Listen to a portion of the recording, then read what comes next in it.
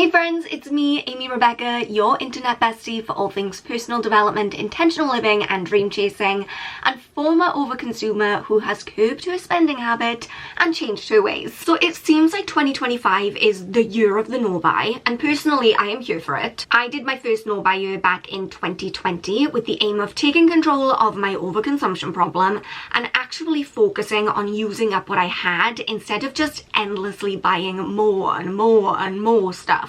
And that year changed my life. That sounds melodramatic, but it is true. In that year, I completely changed my spending habits. I completely changed my attitude towards stuff. I completely changed my mindset towards my finances. And since that year, my life has improved dramatically. And I have to say, I think a huge part of that is down to that mindset shift and the fact that I'm no longer pouring so much of my time and energy and money into consumerism and trying to fill up my life with stuff and buy happiness. And instead, my focus has been more on things that truly benefit my life and make me feel fulfilled and proud and happy. And that is why I'm excited to see so many people embarking on a no-buy year in 2025. And as someone who has successfully completed a no-buy year challenge and has been able to maintain the main features and the core principles of that year after year ever since, I would like to share some of my top tips to make your no-buy year as successful as possible. Oh,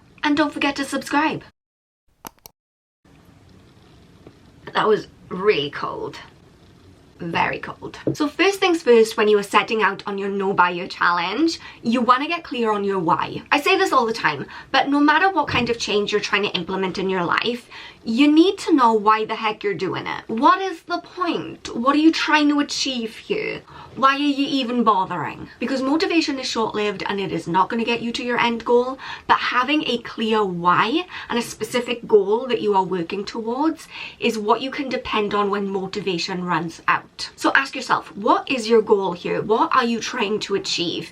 Because everyone has different reasons for embarking on a no-buy year challenge. Maybe you have too much stuff and you want to take a year to just focus on using up what you have instead of buying more. Maybe you're concerned about the environmental impacts of your consumption habits. Or maybe you're doing this as a budgeting tool to help you save money. And if that's the case, then I want you to dig a little bit deeper into that and ask yourself, what specifically are you going to allocate that money that you save to? Like, are you working towards a holiday? Are you working towards a house deposit? Are you working towards a new car? Are you working towards, even if it's something much smaller than that, like are you working towards a weekend getaway? Because then every time you're tempted to make a purchase, you can ask yourself, okay, would I rather put this money towards that pair of boots that I didn't know existed until I walked into this shop?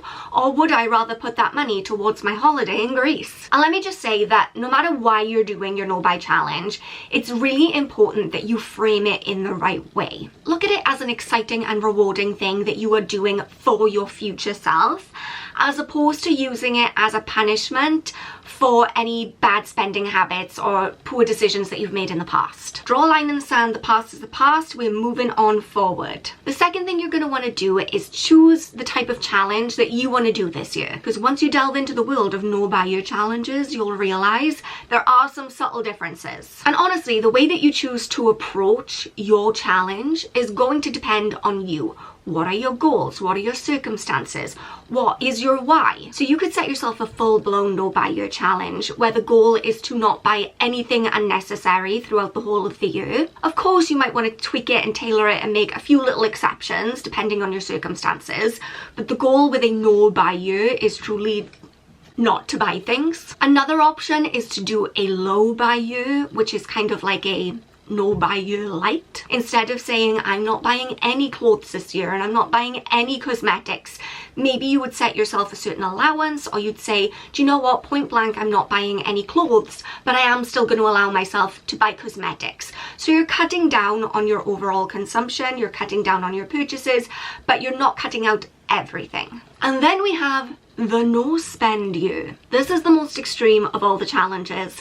Personally, I have not ventured into this and I don't think I ever will. This is where people set themselves a challenge of no non-essential spending of any kind. So it's not just about buying stuff, that would also be about cutting out, eating out, having takeaways, going on days out, having a drink in the pub. Now, obviously, the type of challenge that you choose, again, is going to depend on your goals. It's going to depend on your circumstances. For a lot of people, a full no buy year challenge seems a little bit extreme. For other people like me, they need that clear-cut, cold turkey approach. And I guess if your goal is to save as much money as quickly as possible, then maybe a no spend challenge would be the best option for you. You gotta have a lot of self-control for that one, okay? It's also worth mentioning here that if a no buy or low buy year seems quite daunting to you, you could always do a no buy month, a no buy week. Dip your toes in, do what works for you. This, as much as it comes across as something very rigid and very scary, you can customize this, you can tailor it, and you can make it work for you. It's flexible. Which brings me on to my next tip, which is to write down your rules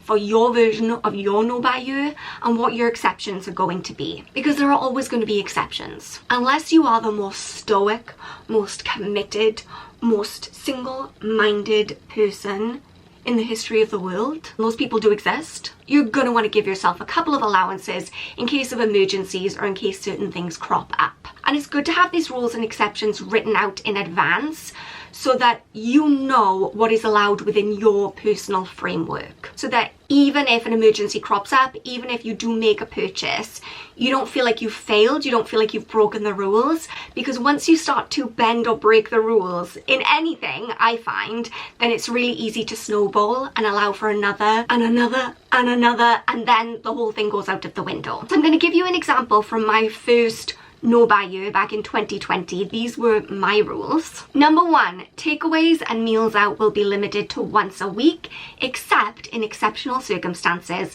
like if I'm traveling or we're celebrating a special occasion. Girl, in the year of our Lord 2025, I wish that I had the disposable income to still be eating out once a week. That was the life. Number 2, takeaway coffees will be limited to once a month. Number 3, makeup and skincare products can only be purchased to replace used up counterparts. Number 4, gifts for other people are allowed. Number 5, travel souvenirs are allowed. Number 6, no new clothes. Number 7, no home decor. Number 8, no books or magazines. And number 9, alcoholic drinks are limited to 1 per week. And actually, now that I'm reading this for the first time in years, I still pretty much stick to all of these rules. They just have become an integrated part of my day-to-day life. I'm not actively thinking about it anymore. I don't consider myself to still be on a no buy year. This just is my life. These are just my spending habits now. So spend some time really thinking about your rules. They're going to depend again on your why and what you're working towards. This is going to be challenging, but you don't want to make it impossible. The next thing you want to do is delete temptation. I talk about this a lot, but we are being constantly sold to on a level that no other humans have experienced in the history of the planet. It's not just the TV adverts and the billboards anymore. Anytime that you log into social media, someone's trying to convince you to buy something. It's a TikTok ad. It's buy this tat off TikTok shop. It's look at this new lip gloss this brand has paid me to talk about. Brands pushing their products down your throat constantly. And I don't have an inherent issue with influencer marketing, but like it's gotten out of control. It's too much. It's too much. And if you are someone who is used to doing a lot of impulse shopping and you're trying to take a step away from that, you're going to need to change your online environment. Unsubscribe from all the email lists. You don't need to know when there's a sale going on at New Look, okay? That can happen without your knowledge. Unfollow and unsubscribe from influencers and content creators who are constantly selling you things. And instead, follow influencers and creators who promote conscious consumerism. There are plenty out there, and I would love if you have any recommendations, share them in the comments, because I'm always open to finding new people to follow. People who talk about things like budgeting and saving money. People who talk about minimalism. I myself am not a minimalist. That's never going to be my personal goal, but I love watching those videos. People who talk about conscious consumerism rather than hyper consumerism. People who are not always going to be selling you things.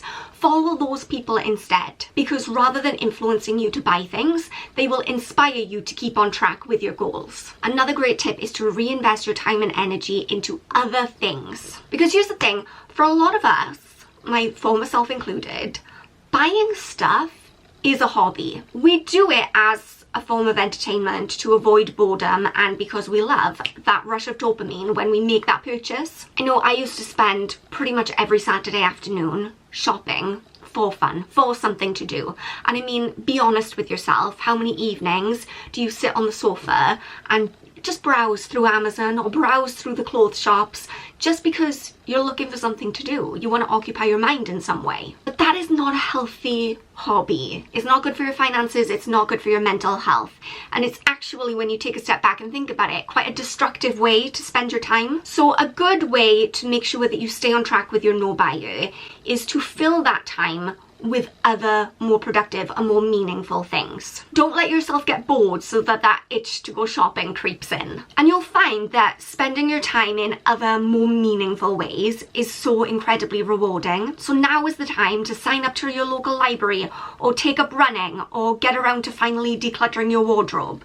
Fill your time with meaningful tasks that will make you feel satisfied so that you don't feel the need to go out and buy stuff to try and buy that sense of satisfaction. I'm so much more intentional with my time and satisfied with how I spend it since I stopped mindlessly shopping. And that is one of the huge benefits of this challenge and of making this change. My final tip is to keep track of your spending. If you don't already have a budget, now's the time to make one. And if you're not already tracking what you spend each month, now is your time to start. Because potentially when you make the transition from buying whatever you want to not buying whatever you want, you're gonna feel quite cheated. It's not gonna feel so great when you see, you know, the perfect dress that you don't really need but you want and you can't buy it because you're on this stupid no buy, and oh gosh, isn't it a shame? Why do I do these things to myself? Maybe I will just buy that dress. These are the kinds of conversations you're going to be having in your head. But if you can look back on the money that you've saved at the end of the month, that is going to put into perspective what all of this is for and how much you've achieved, and that sense of satisfaction and that sense of pride in knowing that, hey, yeah, I didn't buy that dress, but look, now I have that money, it's still in my account, it's doing more for me, it's working towards one of my bigger goals, is what is going to carry you forward and make it a little bit easier to decline the purchase next time. I use the Core Plenty yearly budgeting spreadsheet 3.0. It's the new one. I've been using Core Plenty spreadsheets for years. I used to be a customer, now I am an affiliate. So I do have a discount code if you want to go ahead and buy from their shop. Equally, there's a spending app on the App Store. It's just called Spending Tracker app. It's free. You can put everything into there. You always have the opportunity to make your own spreadsheet or write it down on a piece of paper and a pen. Whatever works for you, but keep a track of what you're spending. Because when you start to see those numbers add up and you see how much you're saving, that is such a good feeling. The last thing I will say about this is that I do have a long-standing Facebook group called Less Junk, More Joy, where people can go and talk about their journey towards a more minimalist lifestyle.